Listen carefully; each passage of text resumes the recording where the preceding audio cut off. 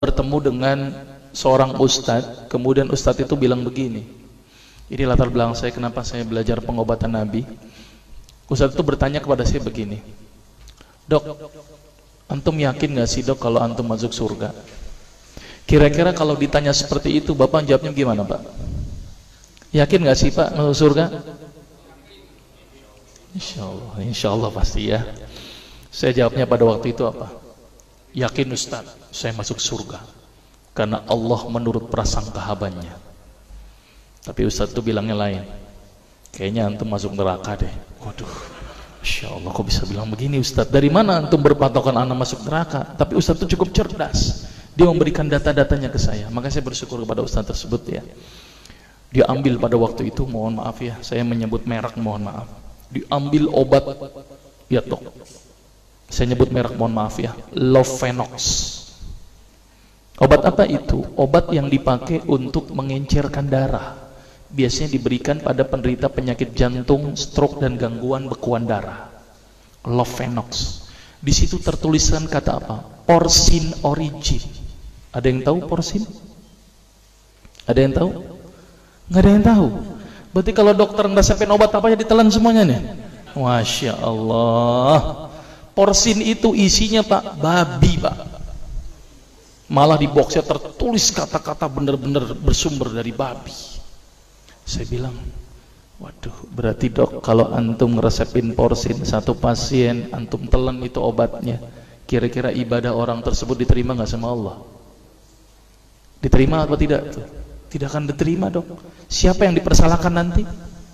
Antum yang menuliskan resep. Satu. Diambil lagi obat yang kedua. Saya cerita latar belakang dulu ya sebelum saya terapi senyum. Diambil obat yang kedua. Pada waktu itu diambil apa? Actrapid. Apa itu? Insulin. Tulisannya apa? Human insulin. Jadi diambil dari manusia yang telah meninggal. Diambil pankreasnya, insulinnya, yang menderita penyakit kanker pankreas, dibuatlah obat. Berarti dokter sudah menyuntikkan manusia ke dalam manusia. Diambil lagi obat yang ketiga. Luar biasa ini dokter. Apa Ustadz ini? Diambil obat namanya analsik. Apa itu analsik? Obat untuk pusing. Ini di kalangan dokter sering resep ini nih. Isinya apa? Antalgin dan diazepam. Diazepam, makanya kalau orang minum obat ini pasti ketagihan, saya yakin. Kalau minum obat warung nggak ngefek ini.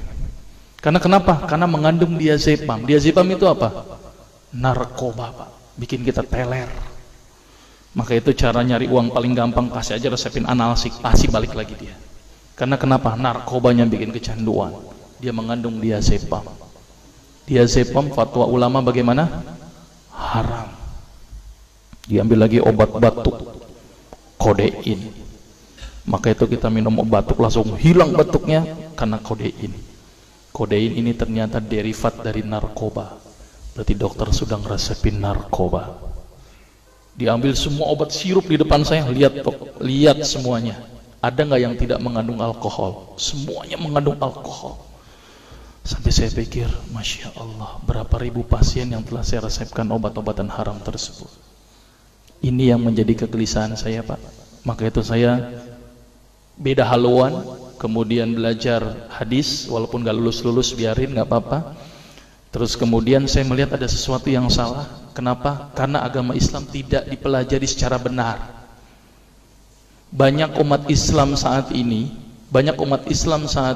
belajar akidah, belajar akhlak, belajar fikih. Tapi lihat, pernahkah umat Islam di sini belajar masalah kesehatan Islam? Sedikit sekali. Kajian-kajian tentang kedokteran Islam hampir tidak ada.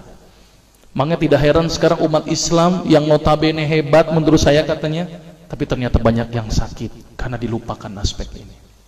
Mudah-mudahan ini menjadi awalan kita untuk mengkaji, karena kajian ini rutin Pak. Jadi saya mengisi kaji di beberapa kantor di Jakarta itu per kali pertemuan, per hadis. Dan itu berhubungan dengan masalah kesehatan semuanya. Jadi ternyata Allah ini menurunkan ibadah, memerintahkan kita untuk sholat, puasa, tahajud, semuanya ini bukan untuk kepentingan Allah Pak. Allah nggak butuh sholat kita, Allah tidak butuh puasa kita. Ternyata Allah menurunkan ibadah adalah bentuk rasa sayang Allah kepada barang ciptaannya, yaitu manusia. Seperti halnya orang menciptakan motor, mobil, maka di maintenance itu dengan adanya servis. Maka Allah juga memaintenance barang ciptaannya, yaitu manusia, dengan servis. Servis yang dilakukan adalah dengan ibadah. Jadi kalau seandainya kita tidak melakukan ibadah, sama aja tidak mau servis diri kita sendiri. Saya akan terangkan ternyata semua amalan yang dicontohkan Rasul itu bermanfaat dari sisi kesehatan. Saya akan mulai nanti dengan terapi senyum ya. Ini lewat saja. Ini saya mohon maaf nyebutin obat-obatannya, mohon maaf ya. Ini juga mengandung plasenta. Plasenta itu ari-ari ya. Jadi di luar negeri itu ari-ari dipakai obat, Pak. Kalau di Indonesia diapain, Pak? Dikubur, kadang-kadang pakai apa? Kaca, pulpen, buku, kadang-kadang pakai kurungan ayam. Kreatif, tapi kreatif nggak benar. Gitu ya. Di sana ini obat Lovenox namanya ya. Jadi bersumber babi. Ini yang mengandung narkoba. Wah, dulu tuh saya kalau jadi dokter gila-gilaan pengasih narkoba, Pak. Setiap ibu hamil, setiap ibu datang dengan bawa anak kecil, itu anak kecil pasti saya kasih narkoba, Pak.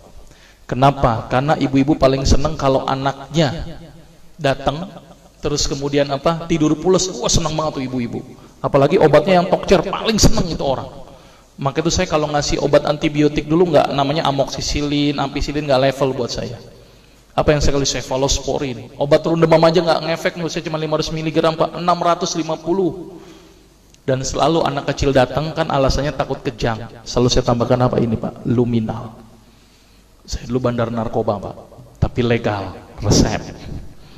Makanya itu saya banyak dosa ini, mudah-mudahan ini bisa menembus dosa saya nanti di akhirat.